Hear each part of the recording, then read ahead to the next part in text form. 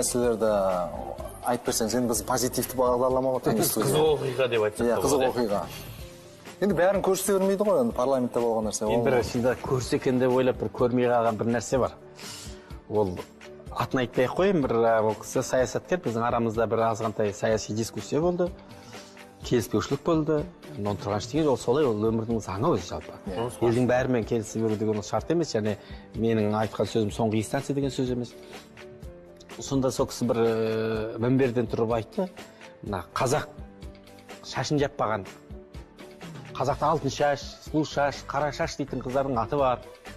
Ол осындай аттардың болуы қазақтың қыздың шашын жаппағанына бірден бір дәлел деді. Сосын мен айттым, қазақта майгөт ақын, көті бар батыр дейтін батыр болған. Дәргі айтпаса да түсінікті ғой. Соң қатты күлді, бірақ осын телевизион көрсетсе екен деп өкінішке орай көрсеткен жоқ.